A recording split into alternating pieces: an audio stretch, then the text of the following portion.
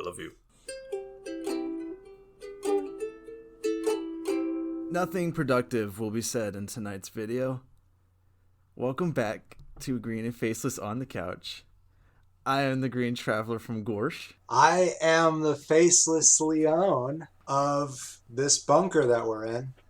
But why do you think we won't be productive? Oh, that wasn't me speaking. That was Zendaya speaking in Malcolm and Marie, and she's right. speaking the truth. That is true, yeah. Yeah, we're coming at you with what I hope is a far more recurring segment for 2021, which is new movie release reviews, whatever we want to call it.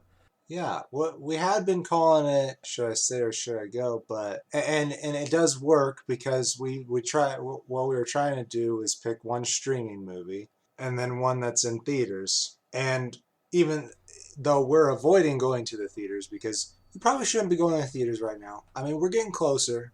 People are getting their vaccines, and we're getting closer. And you know, when we get vaccinated, we kind of plan on starting to go back. But yeah. Warner Bros doing a wonderful thing where they're releasing their movies both in theaters and on the stream. Yeah. It's arguable whether it's a good thing. You know, some theaters, I think, personally, I think theaters might be helped.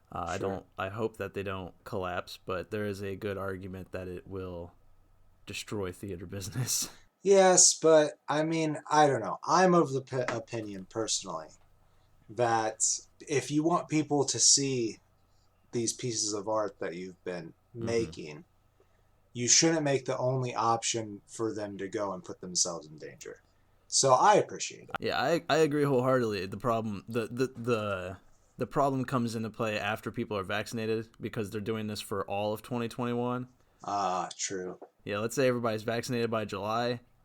For the rest of the 5 or 6 months that people can go to the theaters and see these movies, why would they when they can just watch it on their couch? That's true, but we would be doing stay and goes with other company movies. It's true.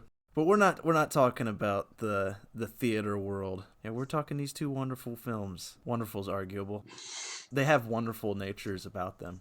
One of them's great. I agree. One of them's up in the air. I'll say up front that I did enjoy watching both of these movies, but I know which movie you're talking about, and I agree with the problematic parts of it. But yeah, let's dig into the questionable film. All right. Let's dig into Malcolm and Marie, written and directed by Sam Levinson and starring John David Washington and Zendaya as a as a couple with lots of struggles. They're always struggling. They're always fighting and arguing. Like they always find an issue to be at each other's throats. Right. And that is this movie. This movie takes place over a single night. I would say from around like midnight to 6 a.m. somewhere around there. Right. They never fucking sleep. All they need to do is sleep. That's all they should do is just go to fucking sleep. Hey, you know what? I've got to say 100% Malcolm's fault. It is Malcolm's fault 100%. And I'm reading a lot of people who are like saying it's Zendaya's fault. And I'm like, you're all fucking idiots. Fuck off. She said she didn't want to get into it. Yeah, in my opinion, definitely. And he also is the one, in my opinion, that takes it too far, way too much. Yes. So, but we'll get there. We'll get there. Initially, it's the pair of them returning home from an opening night of his film. It's his debut movie.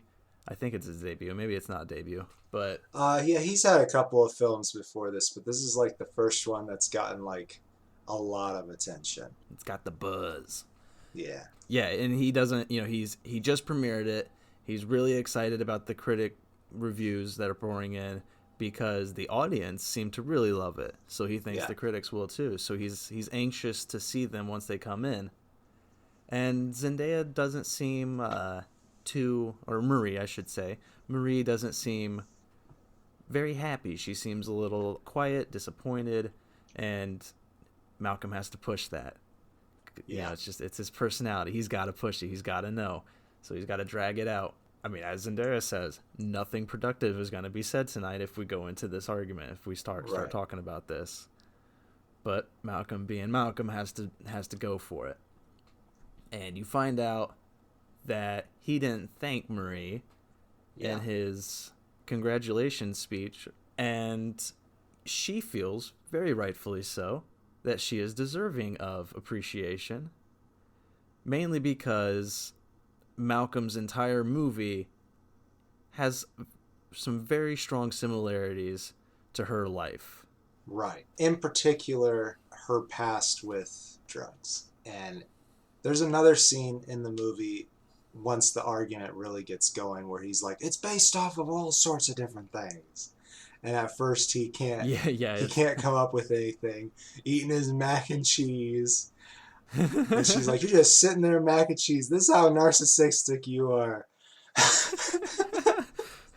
To be fair, I do that too. When I'm confronted with something on the spot, I will be like, no, that's not true. It's a bunch of things, and then it's like, well, name them, and I'm like, well, I don't have it all gathered. Yeah. Like it's all, it's in a cloud somewhere, and I got to kind of amass it all together. It's like I understood him being confused and having to prepare himself for the fight. That's the only thing I'm gonna give him. He's an asshole throughout most of this film, in my opinion. Yeah, I would agree. Yeah, I think like there is something to their relationship that is good. Like obviously she is now clean in part due to his help. So, something good and shiny has to have been in their past to make that happen. And it becomes clear that Marie was a big proponent, not just for the background of the story, but for getting the whole process of the filmmaking underway. And so obviously they have something. They have something that is good. Otherwise, it wouldn't be worth going through this. But I don't know that it was. But like there is an interesting story here. Like it's not. I would say it's not a boring story, and I wouldn't say it's entirely not worth your time. Right. Because there are a lot of good messages that are in this film, but that's the problem is there's just too many messages. Right. It just seems like Sam Levinson had to just keep throwing everything at the script whenever he thought about it. He's like, ooh, and I want to talk about how white people misperceive racial overtones in films, and I want to talk about all these other things, and he just keeps throwing all of these themes into this, and it's like, dude, just pick 5, right, and go for it. And he just kept going, and he just makes all these long-winded rants for each character that just bring in a lot of his ideas, and it's just, you don't know if if the actors themselves, the actors are brilliant. Oh yeah, the performances are amazing. Yeah, but there are times where I'm just like, did you have input in the script? And I really hope you did. Right. Because if you didn't, it's just incredibly pretentious from Sam Levinson. Yeah. Especially, I don't know, because it definitely seems like he's writing himself in Malcolm. Yeah. But he's very white. So, but anyhow, maybe that's the racial overtones that we're not supposed to be looking into. I don't know. Yeah, right. Yeah. Maybe. Yeah, we're over critiquing his film. He has been coming out against all... This is like... There's been a lot of like moderately negative criticisms for him, for the film. And, it all just comes down to the story, really. That's really what the bad part is the dialogue that he's presented. The fights that continue throughout this whole film, where it's just like, eventually you have nobody you're rooting for. You're just like, can you both just break up and go to bed right now? Right, yeah. Like, Malcolm sleep on the couch, Zendaya or Marie sleep on the sleep in the bedroom, and then the next morning you both just pack and find new places and therapists. Right. I mean, neither of them actually live there too, which is kind of funny. Like, it's this huge fucking house that I guess the studio put them up in, and they live. I don't remember what city they said they live in, but they live in some an apartment, and he even mentions that there was like one bit of evidence that he was bringing up in there in his argument, and he's like, "It's in the closet at home." It's like, yeah, that's convenient. God, yeah, he always has excuses for everything. Yeah, he really does. Which kind of honestly reminds me of myself a little bit. But oh my God, Same. I have never and would never, at least, cross my fingers, knock on wood, would ever talk to my wife this way.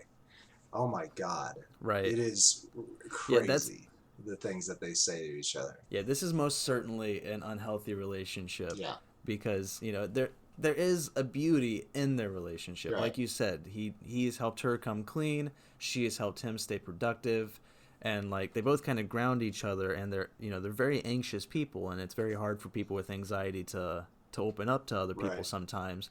And when you find that person that you are able to open up to, you want to hold on to them.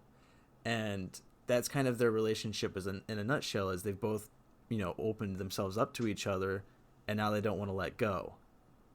But they still want to make each other hurt. Yeah. And so it's Yeah. a lot of that throughout this film, where they just keep throwing each other's worst qualities at the other one, just to make them like more in pain. Yeah. And I don't know, it's like I get why they're together, but I want them to both get out of it. I want them to both see therapists, talk to somebody. And, they can still remain friends. They can still help each other in the way they've been helping each other. But what I got from this whole film is they need to not be romantically together anymore. Yeah, there's definitely, while I said there's something bright and shiny in this, there's definitely a lot of toxic in their relationship. You mentioned that they go on a bunch of rants. And I think that's kind of just an element of a cabinet drama like this. Mm-hmm. Like it is literally only them. Yeah. In this film, and one setting, is important to say, which that's incredibly hard to do. So I will say to this for the film, 100% good praise on that. I was enthralled throughout the entirety of this film. That is not easy to do with just two people in one house. Yeah, the technical aspects are brilliant. Like the cinematography from Marcel Rave, just phenomenal. Like, I mean, going black and white is like an easy way to make me love your cinematography. I'm very cheap. Like, I don't know, it just makes it more beautiful.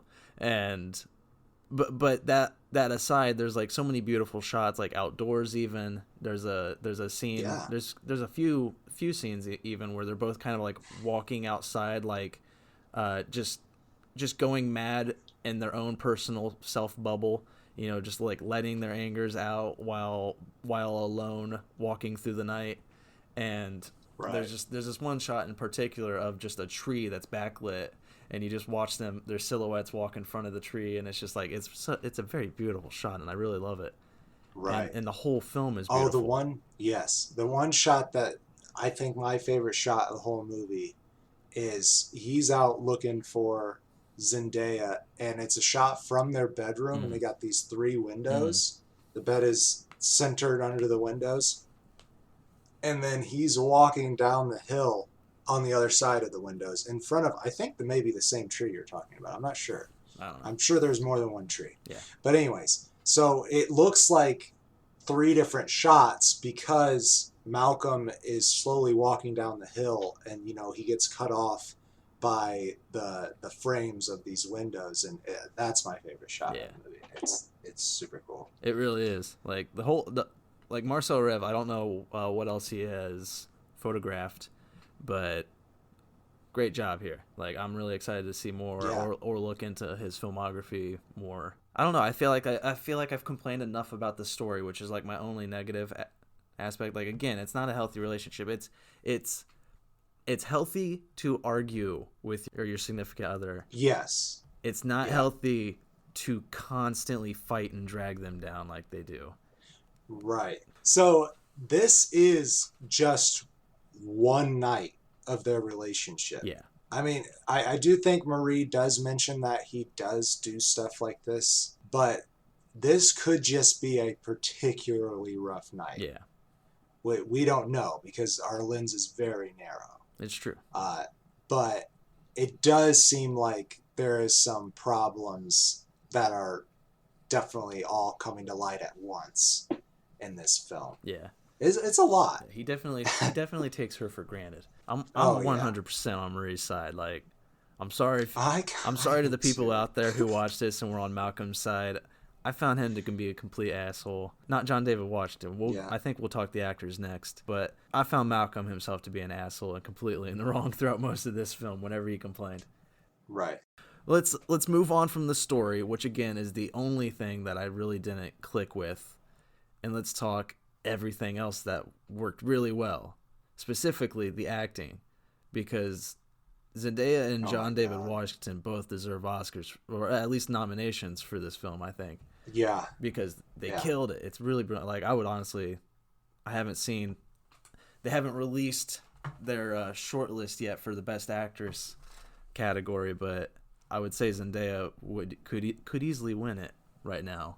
Oh yeah. I don't know who she's up against really, but I don't know. I know Zendaya. Yes, she was awesome. One of the best performances I've seen in a long, long time.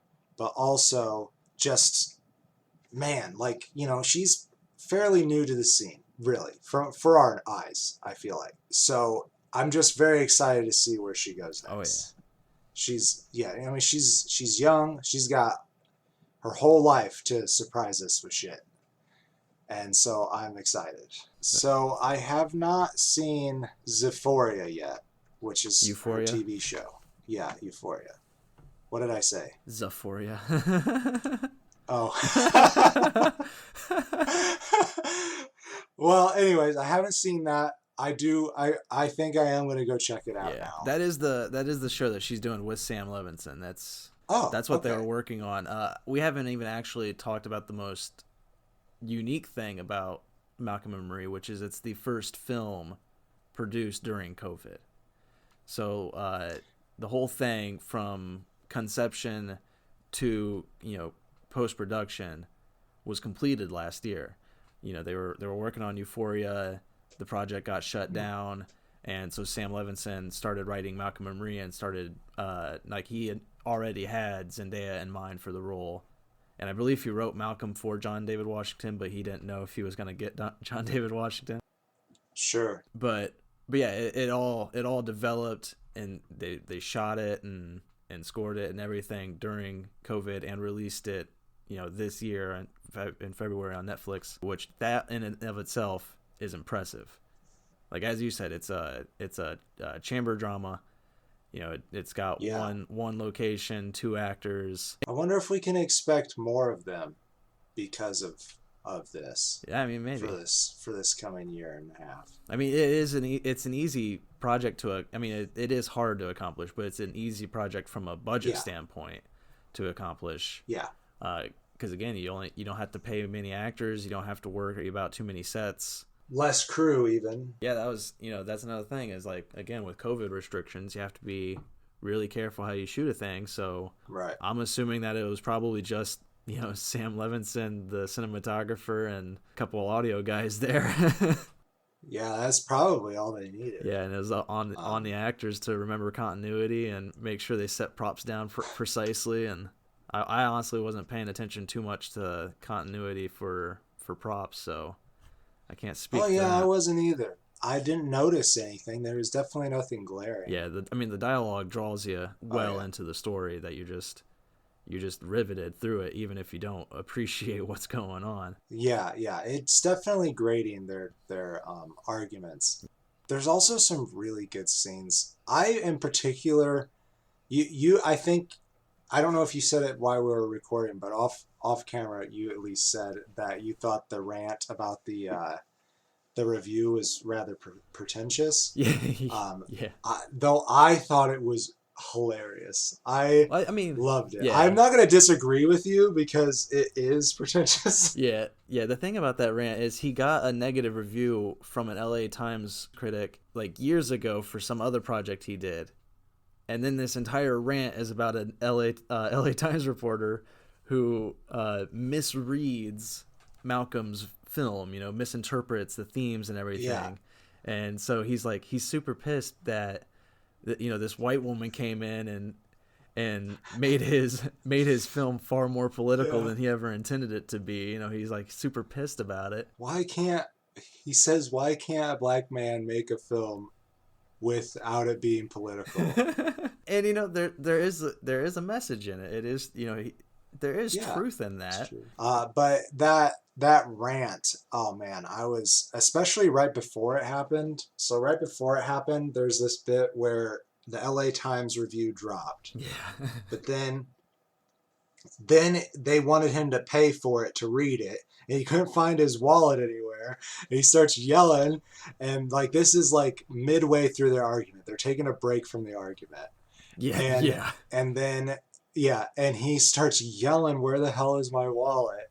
And Zendaya is like giving him places to go and look. And my wife's sitting next to each other, and she's like, "Is this us?"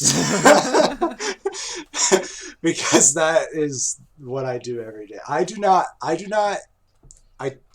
yell at people. I do not yell at people, but I will yell at things. Inanimate objects are the bane of my existence. Especially once you place them down. Oh yes. Once that they're out of my sight, they're my worst enemy. And I think it's mostly because I'm really just mad at myself, because I know I'm the only person that's really in control of this inanimate object that I'm angry with.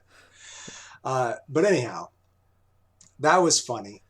The rest of their conversation is nothing like my relationship with my wife, thank God. They do have great chemistry. Like, that's the nice thing about it, is their couple's chemistry, when they're not fighting, is fairly good. I mean, when they're fighting too, it's great chemistry for a couple that needs to break up. But but when they're calm, when they're just being couples and they're just like, they're rolling around on the couch and just chatting and laughing and having a good time, that chemistry was fabulous. I do think the editing of it was weird when they were rolling around on the floor and like cuddling and smooching all the time. Right. And they just had their conversational dialogue going over it when they're making out and everything, and I'm just like, I don't know why you didn't just show them just like, like laying down in each other's arms having a conversation. Like, why do we have to like montage a cuddle scene? Well, yeah, that was interesting. Yeah, because it wasn't, they weren't speaking like that. What was being shown, they weren't speaking. Yeah. Are we ready for closing statement, or do you had more? Yeah, I think so. I think we talked this movie. I'm sure there's more to say, but we also have other things to do. Yeah. I was on board for the first 20 minutes of this film, like through the first fight that they have. I was on board. I was loving every minute of it, really excited. It was wonderfully acted. The cinematography had already hooked me. And, I didn't mind. I thought the direction was great from Sam Levinson. I just thought the script itself was a little helter-skelter. But there's an adage from How I Met Your Mother that's something along the lines of, like, after 2 a.m., nothing good can happen.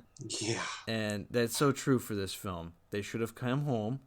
They should have maybe had one nightcap, gone to bed, and then woken up the next morning to read the reviews. And he should have definitely... They had to have the mac and cheese. And, well, yeah, you're right. They had to have mac and cheese. That's correct. And he should have just fucking thanked her from the beginning. Like, come on, man. You think... Yes. When you're giving a speech, you thank the people in your life who are the nearest and dearest to you. So what an asshole. Yeah, especially when this story is based off of them. Yeah, and when I, typically I'll watch the movie, I'll take notes since I'm not in the theater now and I'm just watching it on my couch. So I'll take notes while watching. And at the end of the film, I'll give it an initial rating. And I initially gave this 2 stars because I really loved the performances, hated the script. But the more I think on the film, I like the technical aspects. I love the acting. The only thing I didn't like was the script, and I don't think it should bring it down to 2 stars just for that. So I'm going to give it 3 stars because there is something here. There are some great qualities. Yeah. But it's just, I don't know. By the end of the film, it felt like they were implying that these two should remain together and that abusive relationships should remain. And I'm just like, no, if you're in a physical, emotional, or mental kind of abusive relationship, like obviously these two love each other, and they don't. I feel like deep down they don't intend to keep hurting each other. They just do on the surface level. And again, as you said, this is one night in their life. We're only seeing one night. So if they're able to, if they really do love each other, go to couples therapy. Figure it out. Yeah. They need to do that. And their relationship's left up in the air at the end of this. It's like we don't know where it's going. We're just given the blocks of one night, and it's up to us to figure out. And I personally like to imagine they to go to couples therapy and are happily ever after. But from what I saw in this film, I don't think either of them have the capacity to do that. Yeah, to bounce off of that, yeah, I agree. Like, if you're in an abusive relationship, it's hard because I think when you're in the relationship, I've never been in an abusive relationship, so it's kind of hard for me to say. But I feel like when you're in the relationship, it's hard to see that the best option is to get out. But people do have the capacity to change. Mm-hmm. I don't think it happens that often, but they do have the capacity to do so. And if you're able to address your problems in your relationship and they get better, then all the more power to you. But sometimes the best option is to get out. So that's just PSA of the episode. I'm going to give this movie a full face, though, because me and my wife really did enjoy watching it together. And at the end, we did turn to each other and we're like, I love you. Thank you. And I will never talk to you that way. God, I hope not. Yeah, for real. But yeah, that's what I got to say about Malcolm and Marie. I recommend it, but if people being shitty to you or being shitty to other people on screen is going to trigger you, then you don't have to watch it. I'll say that. Yeah, I'll agree with that. Available on Netflix for the available future. Pew pew.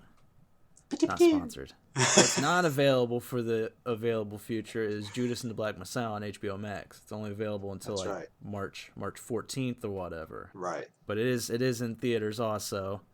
And, if you're vaccinated, I'll say up front, go ahead and go to the theaters and see this, support your local theater. And they do need your money, I guess. But that's only if you've been vaccinated. If you haven't been vaccinated, stay at home. Yes. Get HBO Max. Watch this for free for the subscription price of HBO Max. Let's talk Judas and the Black Messiah.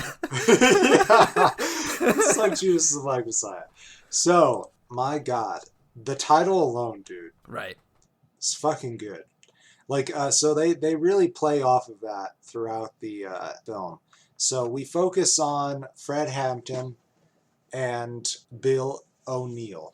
How their story intertwines and how it is separately as well. Earlier you told me that Deborah Johnson, I don't know, did they actually ever manage to get married? I'm not sure. I feel like no, but I don't want to confirm that. I'm not gonna affirm or deny that. The movie itself doesn't show a wedding scene or anything, so it's not too, at least from the film's perspective, it's not too long since after he gets released from prison or jail that he gets killed. Yeah. Spoilers, but this is a biographical film, so these things actually happen to these people, and from what we were able to see, to tell, this is a rather accurate depiction of what happened. It's dramatized, obviously, but yeah, dramatized. But I think what you were going to say was that Deborah Johnson, his partner, right, was a consulted producer on this film, from what I've read at least. She had some say in how events went down and how Fred would have acted to certain things, which is awesome. Yeah, it is awesome, and it's directed by Shaka King and co-written with Will Burson, and they did, in my opinion, they did great research, great job. Oh yeah, building this story. Again, it is dramatized, but I couldn't find much. I mean, again, we're not historians. I Yeah. just did brief research before the film, and I didn't see many people bringing up historical inaccuracies. And they made this tale that we don't really hear much about at all. I feel like, especially a lot of the Black Panther movement has been buried Yeah. throughout education. And I think that's because the government had a big hand in shutting them down. Yeah. And that's pretty much what this is about. So the story here, Fred Hampton is one of the chairmen of the Black Panthers, specifically in Illinois. And he is a masterful orator, and he's doing a lot for the movement, and he's got a lot of followers who they individually have probably more loyalty to Fred than they do to the movement. Yeah. But also doing a lot for the community. Right. That's one thing that I really liked about this movie too, is that it showed that the conceptions of what the Black Panther Party is when they also helped children. Right. You know, they helped the community feed the homeless and the poor, and like, you know, they did a lot for the community, and that I love that the movie went into this. I would even argue that because our perception is probably so skewed, that their main focus really is the community. Mm-hmm. They also were communists, and if I'm wrong about that, you can cut that out, but I'm pretty sure that they believed in socialism, and and that's what a lot of their programs were all about, was making sure that every person had what they needed, especially in the Black community, because as we all know, in the United States, the Black community has been oppressed and suppressed for the last 400 years. So anyhow, Fred is getting eyes from J. Edgar Hoover, who is portrayed by Martin Sheen, and he is getting a lot of attention from the FBI, and they, through Agent Mitchell, Roy Mitchell, played by Jesse Plemons, they get an informant, Bill O'Neill, who is the other main character, the Judas of this story, to be an I already said informant, on what's going on with particularly Fred Hampton and the Black Panthers at large. Fred Hampton and Bill O'Neill are played by Daniel Kaluuya and Lakeith Stanfield, reuniting after Get Out once more. Yeah, and they're great in this too. Yeah, I think this might be the third movie that we talked about Lakeith Stanfield in. He was in Selma and in Get Out. Very talented. I hope he gets some more lead roles here in the future that we get to talk about more, because he was fantastic in this. Yeah. So I kind of want to just go in and jump in and I think talk about Bill O'Neill a little bit. Yeah, sure. So I think he's really interesting because as he's going through, like, obviously he goes into the Black Panther Party with the pure intention to be an informant for Agent Mitchell. Yeah. But before that, like before this, he had no connection to the FBI. He was a car thief, and he used an FBI badge to con his way into the vehicles. A very cheap one. Yes, a very cheap one. That's pretty funny. I do have a scene where he's comparing, I think it's Roy Mitchell's badge to his fake badge. Yeah, and then there's a scene at the end too where his fake badge comes back to haunt him when he gets that as a present. Oh man, that's a haunting moment. I really love that. It's really a cameo with Little Rel Howery. But the character's name is Wayne, and he's only in it for 30 seconds. Right. But yeah, it's good. That scene was honestly really weird, but this sounds like something the FBI would do. Right, like it's weird, but at the same time, it definitely felt like a ploy from J. Edgar. Oh yeah, and I will mention Martin Sheen's J. Edgar is not my favorite J. Edgar performance. I think there have been better portrayals of the man, but not to say he did a bad job. Right. I think the only other portrayal that I've seen of J. Edgar was in the Selma movie. Mm-hmm. where he's I can't remember who that actor's name is, but he's talking to LBJ in that. Yeah. I haven't seen the Leo DiCaprio movie. Yeah, and that one, I think I remember that one being pretty good in regards to Leo's performance, not in regards to Yeah. the movie itself. I don't really remember the movie itself. But how did you put it to me when when I told you that I wasn't like a huge fan of uh, Martin Performance of Sheen's his performance. Jagger? Yeah, Uh, I said something along the lines that I thought it was an interesting choice, but he definitely portrayed maniacal, powerful racists very well. He he I love it. he did the job that he needed to do, Right. and like that kind of brings me to what I wanted to say about Roy Mitchell. First off, I really thought Jesse Plemons did a really good job. Yeah, I'm happy to see him getting bigger roles too because I love Yeah. him in Breaking Bad. Oh yeah, he was in that. Okay. See, Yeah, he was in Black Mirror too. That's the last thing I yeah, remembered. yeah. He keeps getting he keeps getting bigger and bigger roles, and here he is on Judas Yeah. and the Black Messiah. And I really like the character Roy Mitchell. Like towards the ending, he's very clearly a villain.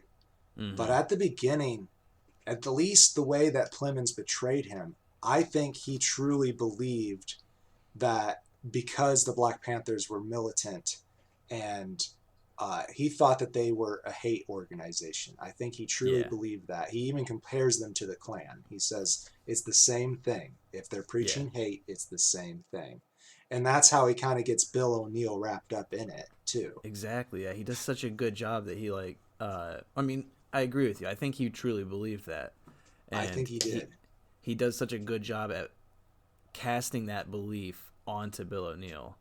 Yeah. And Yeah. the crux of the story is watching Bill get close to Fred Hampton and learning who Fred Hampton really is. Seeing the man Right. behind the voice, and it becomes very much like Judas and Jesus, where it's just like, Right. how do you feel? How do you deal about this situation where your arms are twisted behind your back and you have to make a decision you don't want to make? Right.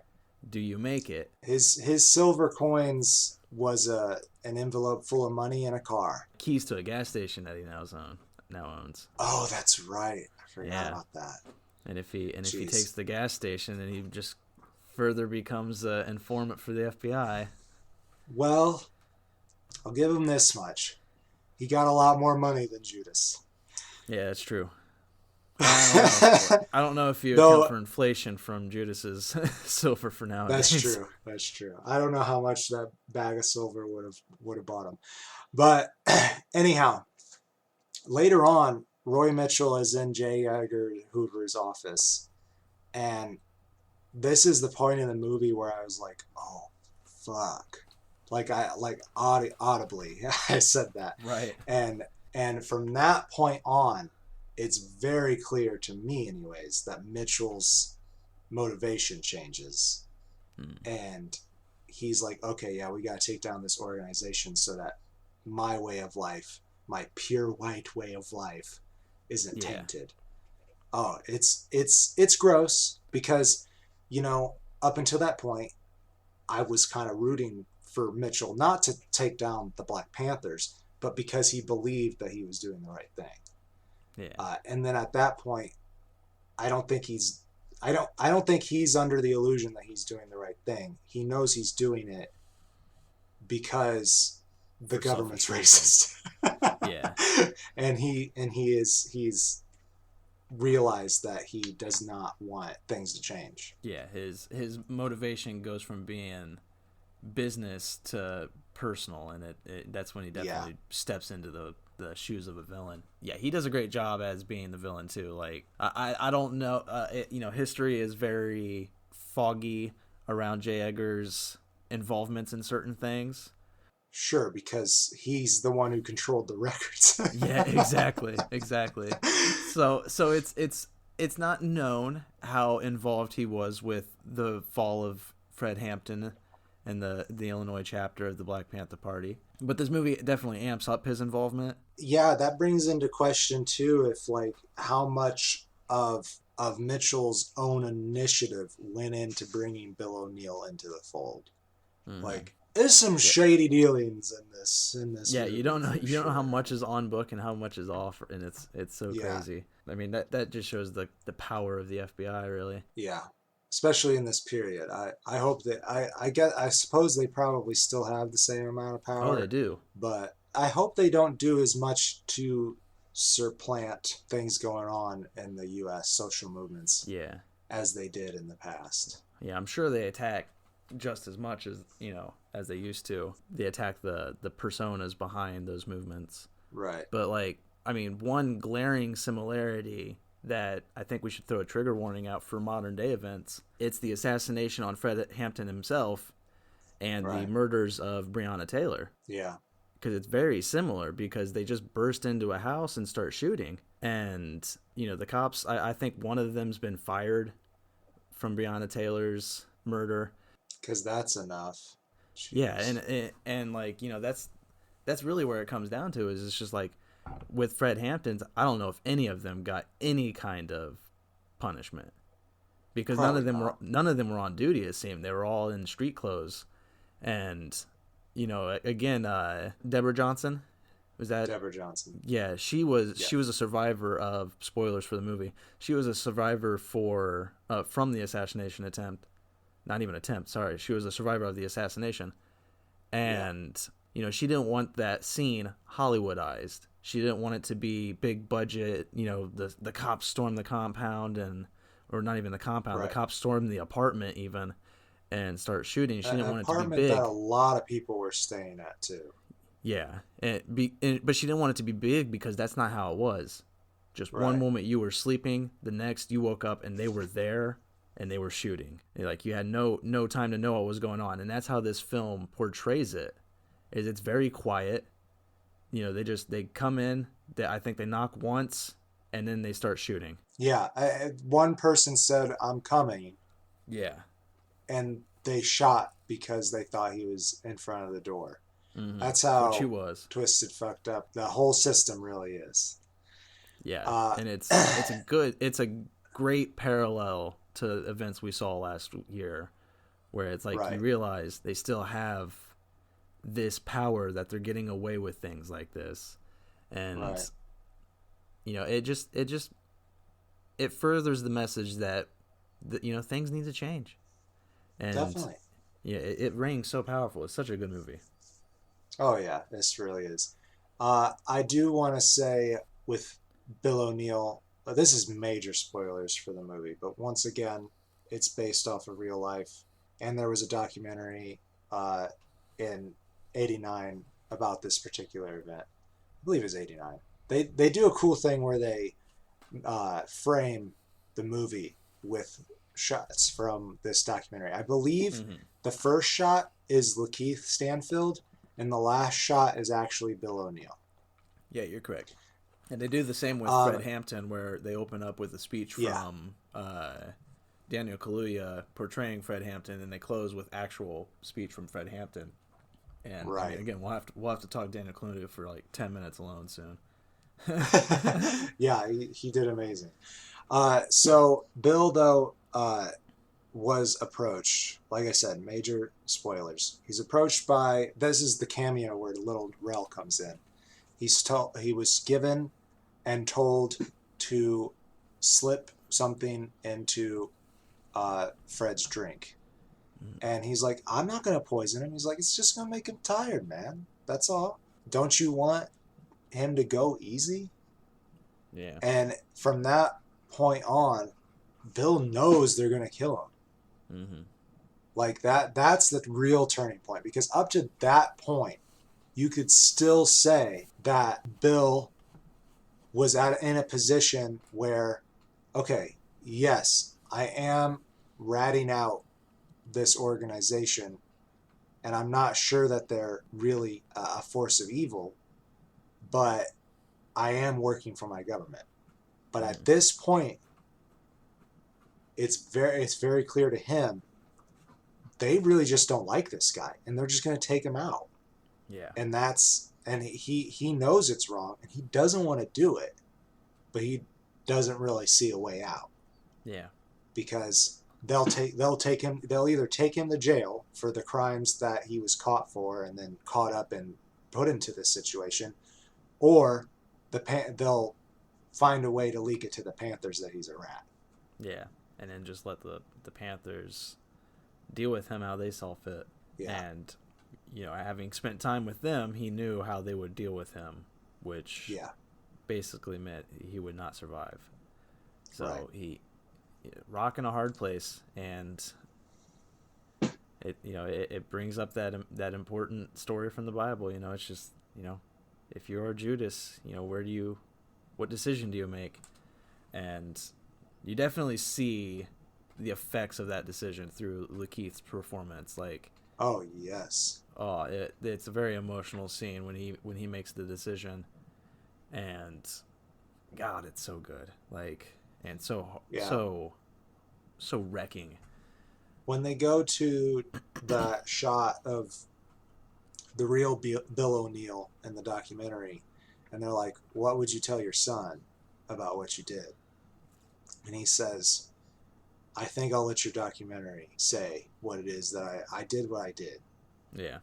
And then I believe, I don't know if it was the first end credit slide, but it was one of the first.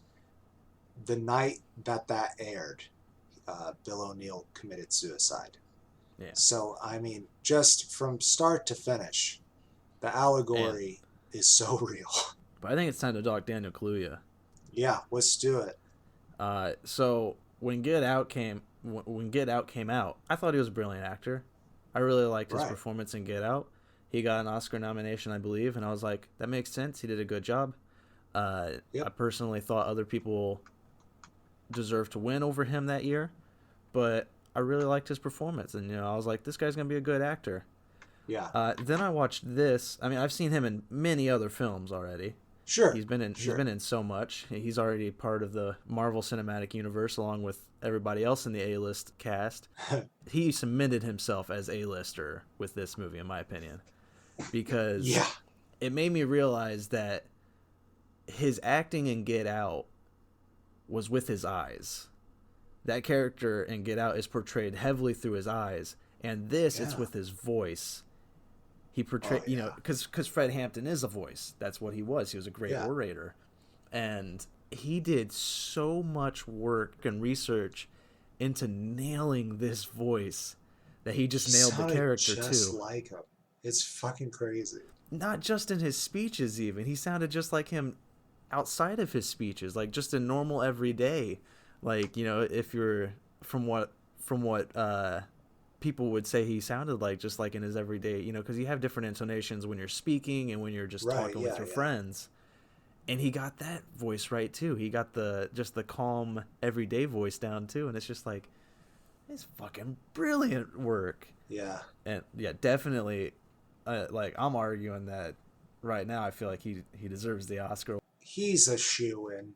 Out of what we've seen, if they're going to consider this a 2020 film, like they're kind of talking. They extended the deadline through February, so this could be nominated for 2020's Oscars.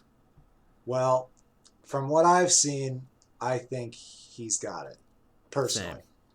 I think that Gary Oldman might be nominated, but it should go to him, I think. Oh, 100% agreed, yeah. I can't think of another performance that just outshone this one, because he blew me away. There were so many times where it's just like, I'm just watching this historical figure. I'm not watching Daniel Kaluuya. I'm watching Fred Hampton. Like, he sank into this role, and it's amazing. Before we keep on going, I do have just one, I don't even know if it's negative. It's more of a neutral critique. What's up with all these English actors getting these historical American roles? Because they can do an American better than Americans can be. That's it. But yeah, I that just really is the last 10 years a big trend, I feel like. Yeah. I mean, they do a great job at impersonating us. I guess so. But you would think, like, especially these characters who are historical heroes, that you would want, like, not to say that Kaluuya couldn't have Fred Hampton as a hero. I'm, Yeah. he's a heroic guy, but you'd think you'd want American actors portraying these American heroes. But then again, I don't know. Maybe that's maybe that's a birther attitude, Yeah. uh, and we don't want that either. That's true. Yeah, I where I sit on it, and this comes with caveats. My argument is you want the best person for the job. Yeah, yeah, Regardless of where they come from, regardless of their nationality, their race, their sex, their gender, regardless of it all, you want the best person for the job. And that's with Doctor Who. If they want to make an American Doctor, I'm all for it if it's the right person. And when it comes to these roles, they get the casting director. He gets probably like 1,000 tapes of all these people, and he chooses the best ones. And the casting director might not even know if Daniel Kaluuya is American, British. He just sees the performance he sees, and he's like, all right, I'm interested in seeing that guy and bringing him back for another audition. And the caveat is when you go for the best person for the job, that's when you exclude diversity quite often. That's true. Because that's when they're just like, you get a white male casting director who chooses a white male for a role. And so that's the caveat is you want the best person for the job. You also just want to make sure that you're reaching audiences. Yeah, that it's available to everyone. There you go. Yeah. Yeah. So that's my little caveat. I will not argue that in the future then. Not that I was arguing. It's just an observation. It is really. no, yeah, it is a really weird observation because that was the same way with Selma, and I think it was because I think Oyelowo is British. Yeah, I'm pretty sure. And yeah, it is a really weird observation, but I don't know. I haven't seen the final product. I don't know if anybody could have pulled off Fred Hampton better than Daniel Kaluuya. Like, right. Oh, and the other ones that we talked about was Eddie Redmayne and Sacha Baron Cohen. Yeah, that's right. And the Trial of the Seven. I don't know. Very similar time periods, very similar focus on the issues, but I think this one delivered the messages it was going for far better than the Trial of the Chicago 7. So if those two are, I'm just going to say it up front, if those two are ever fighting each other in the Oscars, I don't think the Trial of Chicago 7 has a chance. So no, I enjoyed that movie. I think for this, just getting some historical context, it was worth watching. Agreed. But it is not best film category for sure. Nope. There might be some performances that are worth looking at for the Oscars, but yeah, I think that this movie, like you said, blew that out of the water. But Daniel, he was great. I don't know what else to say about it, really. Yeah, I was joking about 10 minutes. We went 10 minutes on something, but like really, I just wanted to gush on Daniel Kaluuya. But I think I'm ready for closing statements if you are. Yeah, I guess so. Yeah, I think we did talk about this movie. Yeah, I guess we'll go first. You did go first last time, so 100% like this movie. I think that's obvious by how we were gushing about it. Full face movie. I'd even give it a face and a half. I feel like I learned a lot watching this movie. Even if everything that was represented on the FBI side didn't happen, I think it's important to recognize that our government had a big hand in suppressing movements like this. And I think that it did a very good job of portraying that. The main characters were all great. Even the side characters were pretty amazing. Yeah, that's what I gotta say about it. That should get awards. Yeah, I'd jump off that. I don't understand my mind, but I don't give this a 4-star. I give it 3.5. I don't know what loses the half star, to be completely honest. I guess there's not much returnability. I definitely learned a lot, and I definitely super enjoyed it and really love the performances. Yeah. And I do highly recommend going out and watching this. Catch it on HBO Max if you got that before it's taken off sometime in the Ides of March. Yeah, it's a phenomenal film. And Shaka King, I think Shaka King deserves an award also for their directing. Oh yeah. There's definitely some very interesting elements to this film, how scenes are set up that I can't say that I've really seen in other movies. I don't know what exactly it is about it, but it might be the compression of time. Like there's other movies that do long scope of Yeah. time in a short movie span, but Mm-hmm. this movie is like almost exactly 2 hours, right? Something And along those lines, yeah. it did not feel like there was any time where it was waffling. Felt like Yeah. everything was supposed to be in this movie. Yeah, I do remember one thing that is historically inaccurate, and it's just the portrayal of the ages of the characters.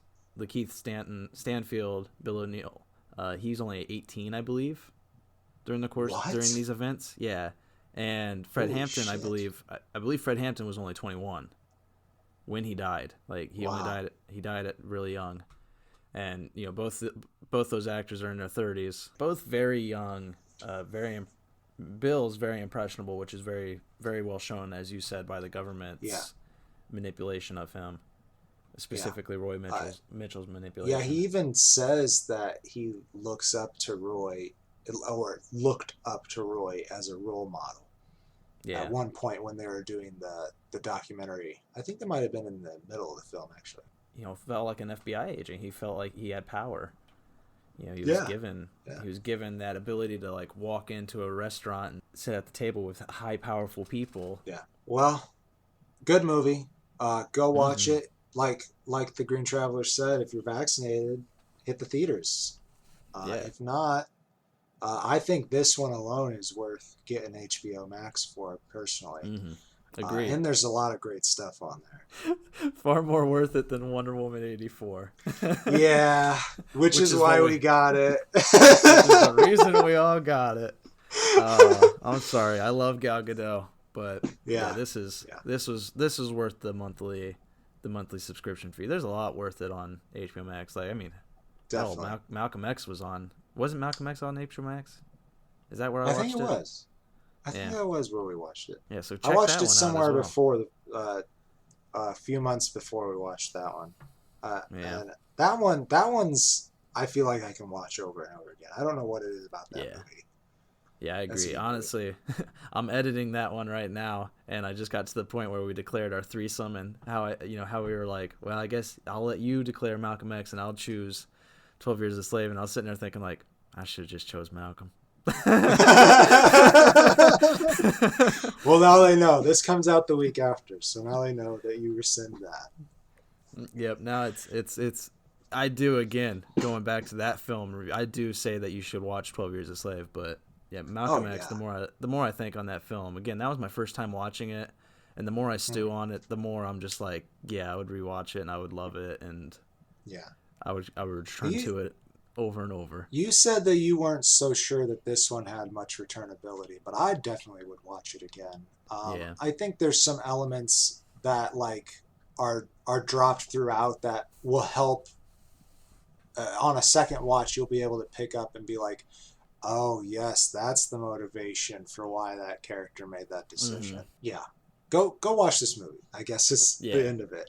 Yeah. And I think it's very obvious that I think we both choose Judas and the Black Messiah as the yeah, victor of our stay yeah, or we do. go, which is really a stay or stay go. Our titles are just falling apart. I can't keep track of them. Yeah, we have a lot.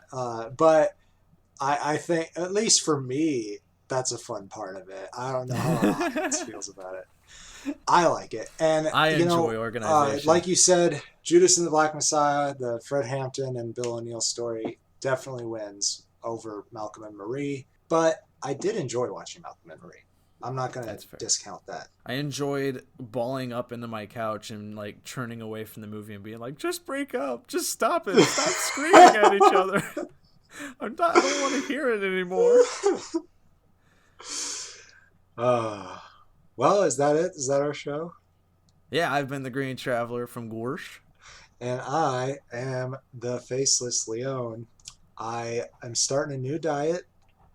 No more potatoes. It's Good. going to be really hard. Thank you. We'll see how it goes next week. Safe travels and good night. Green and Faceless on the Couch is a proud production of Fiction Works 19. If you want to learn more information about us, check us out on Facebook. You can also check out the Facebook and Instagram accounts of FictionWorks19. Don't forget to like, follow, comment, or subscribe wherever you catch the show. Thank you all very much for listening.